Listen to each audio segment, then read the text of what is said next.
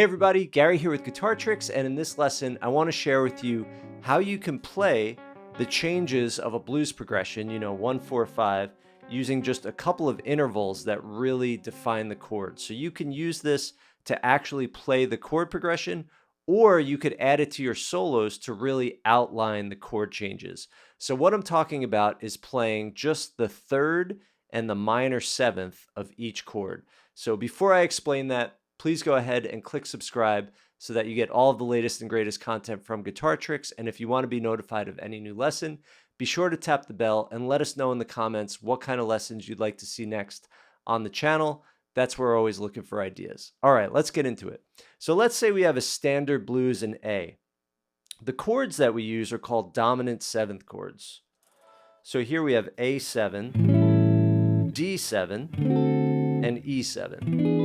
That's our 1-4-5 in the key of A. Now, in each one of these chords, we have a root, a third, major third, perfect fifth, and a minor seventh. Or A, C sharp, E, G. Then on the D7, we have D, F sharp, A, C.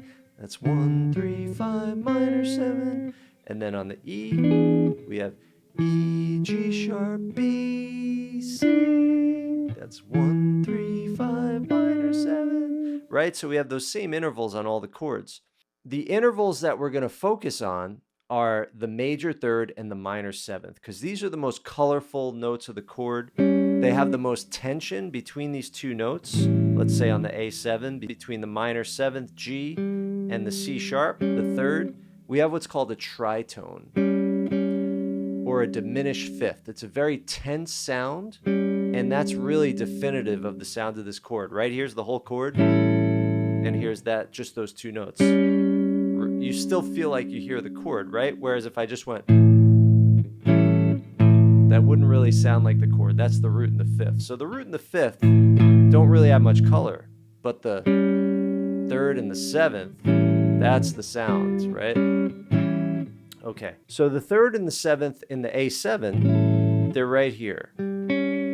Okay, we're going to do them in a couple places, but let's start right here. Now the third and the seventh on the D7, the 4 chord, here's the third and here's the seventh. And when I say seventh, it's a minor seventh, but that's implied. We know in a dominant chord, the seventh is minor. So here's the major third and the minor seventh, but I'm just going to say the third and the seventh.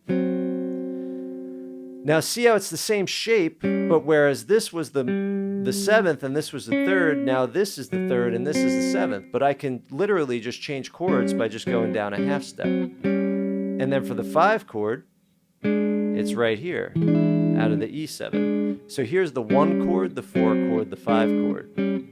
They're all a half step away, right? So if I was going to play it the full chord progression, 1, 1, 1, 1, 4, 4, 1, 1, 5, 4, 1, 5, it would be 1, 2, 3, 4, 1, 1, 1, 1, to the 4, back to the 1, to the 5, to the 4, to the 1, to the 5. Awesome. Now I could do the same thing an octave higher. Now here's the 1. And this comes out of this shape. Really great voicing. And then here's the 4, comes out of this shape. And then here's the 5. So the whole progression would be 1, 2, 3, 4, 1, 1, 1, 1, to the 4, back to the 1, to the 5, to the 4, to the 1, to the 5. So now we could focus on hitting these notes in our solo even while we're basically staying, let's say, in A minor pentatonic. We can hit the third and the seventh of each chord intentionally. Now, in the case of all these chords, the minor sevenths are in the A minor pentatonic scale, but the major thirds are not. So in other words, on the A7, the major third is not in the minor pentatonic. On the D7, the major third is not in the pentatonic. On the E7, the major third is not in the pentatonic. So the major third will have the starkest sound because it's not in the scale that you're playing in. So it's the one note that's out. But the combination of the minor seventh and the major third, it's a really powerful sequence. So what you heard me do in the intro is just mix together, kind of playing those little dyads. Dyad is just a 2-note chord with leads. Now, one other thing to point out is, a lot of times in the blues, even if you're not playing this note on the nose, you could bend up to it, right? So we can do something like, or here, especially on the 1 chord, bending the minor third to the major third, or somewhere in between. So yeah, feel free to target these notes with bends. So now what I'm going to do, I'm going to play through the progression a couple times, and I'm just going to play the dyads, but play some minor pentatonic, A minor pentatonic ideas with the double stops or dyads. 1, 2, 3, 4.